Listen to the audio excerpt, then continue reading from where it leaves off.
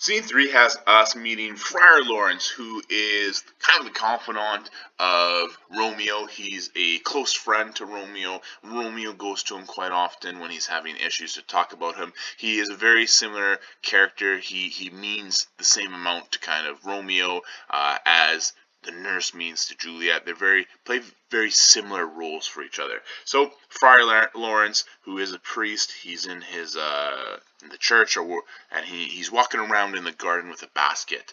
And Friar Lawrence, he's very in touch with the earth and the herbs. He's a very thoughtful man. So he talks about how the gray-eyed morn smiles on the frowning night, checkering the eastern clouds with streaks of light. So it's almost morning now. It's probably around 4 or 5 o'clock. The day is just starting to break. Feckled darkness is starting to run away, and a path for Titan's fiery wheels, and Titan is someone who would have brought the sun in Roman mythology. The sun is advancing, his burning eye, the day to cheer and night's dank dew to dry. I must upfill this osier cage of ours with paleful weeds and precious juiced flowers. So he's out in the garden. It's early morning, and he's picking roots. He's picking flowers. He makes potions and stuff. So he's very earthy, despite his religious upbringing and his religious opinion. Right? He's down to earth as well. He talks about how the earth is also a tomb as well as a womb, right? So you plant flowers in the ground, and it's a womb, right? It brings things to life. Where at the same time, if you bury someone into the ground, right, that's their tomb. So again, it's that love and life theme mixed with death as well, right? Going hand in hand. The earth can be something for the dead, but it can also be something for the living. He talks about how herbs, plants, they can be evil, but they can also do some good, right? There are some poisonous plants, but there are also some medicinal herbs there that if you know how to use, you can use them in both good and bad ways, right? So again, just this theme that good and bad do go hand in hand. Sometimes even things that have the purest of intentions, right? Virtue itself can turn into a vice if misapplied, right? And vice sometimes by action dignified. So he's just saying good can turn into bad quickly, bad can turn into good quickly. They're kind of the same sides of the coins. So really, we get a little bit of an introduction into Friar Lawrence's philosophical mind. He's a very rational thinker, which is probably good for these two passionate lovers. So Romeo enters.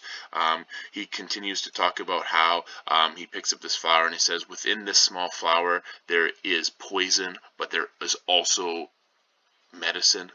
So he says, kind of as a reference to Juliet, right? This sweet little flower, if you pick it the right way, it can heal you, it can help you. But you know what? If you pick it the wrong way, it also has poison, okay? So you need to be careful with what's going on. He also says, you know what? If you were to eat this flower, it might also freeze all your senses with the heart. So you kind of like become stale and stiff for a little bit. So he's just talking about all these different kinds of things that he has in his garden. Finally, Romeo enters and he says, good morning, father. And he's like, whoa, like, what early ton so sweet saluteth me? Like, why are you up so early? It's, again, like 4 or 5 in the morning. He says, you have a distempered head, that means you're not sleeping well, or something's bothering you, that's why you're up, or else you would be in bed. What are you doing here? He says, you never seem to sleep. You seem to have too much going on in your brain.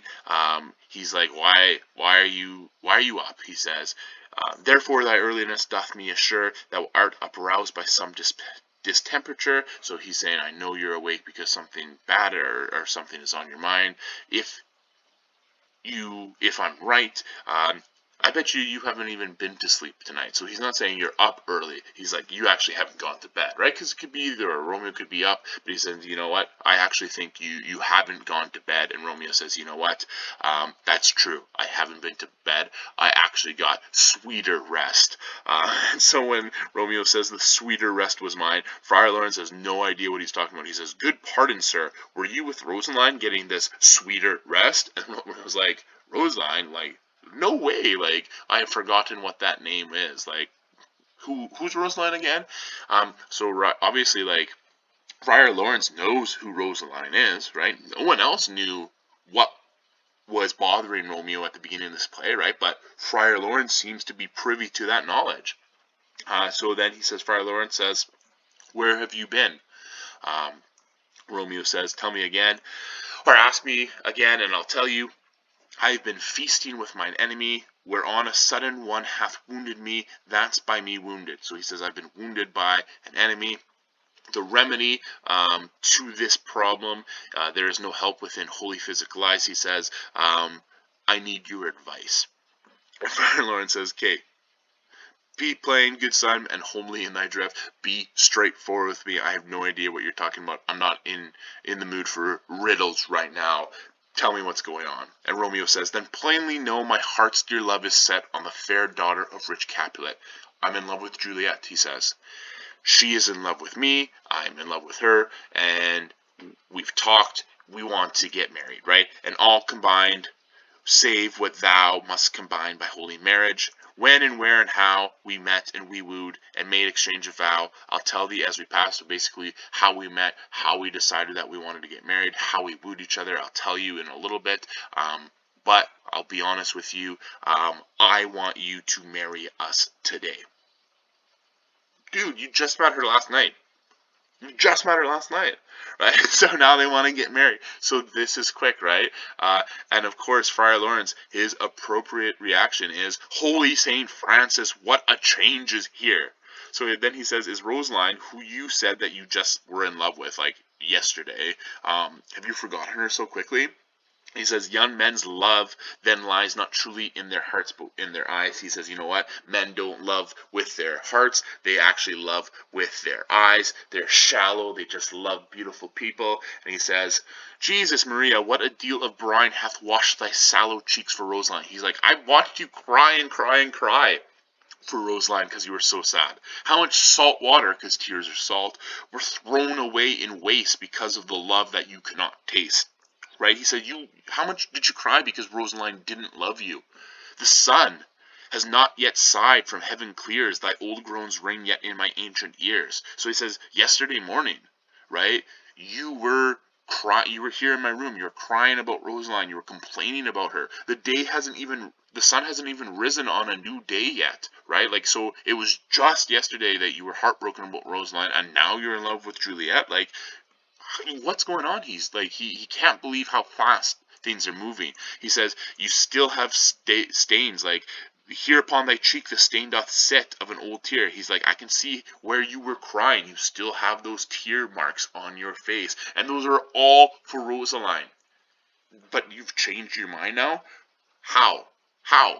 And he's like, pronounce this sentence then. This is true. Women may fall when there's no strength in men, right? So Romeo being so crazy, so all over the place, not being strong, it really screws things up for women as well. And then Romeo says, thou chidest me off for loving Rosaline. So like, you made a lot of fun, you gave me a lot of hard times for loving Rosaline.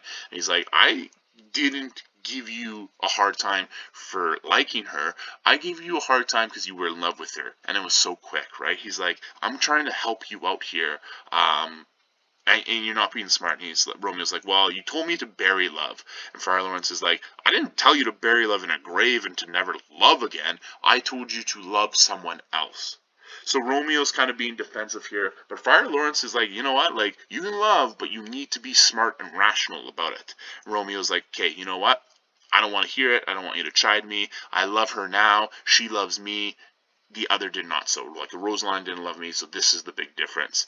And then Friar Lawrence says, oh, she knew well, thy love did read by rote, that could not spell. So basically saying, Rosaline probably understood that your love wasn't for real. Maybe it seemed a little bit false. And he's like, you know what? Wait. Come with me. I will help you out because you know what? This alliance may so happy prove to turn your household's rancor to pure love. So he says, you know what? Maybe your marriage to Juliet will help to end this feud, and for that one reason, I will help you out. And Romeo is like, perfect, let us, hence, I stand on sudden haste, I'm excited, let's get this happening. And Friar Lawrence says, wisely and slow, they stumble that run fast. So basically, those that go too quickly will stumble and fail, so we need to be rational about this. And then they exit to get the marriage proposal ready.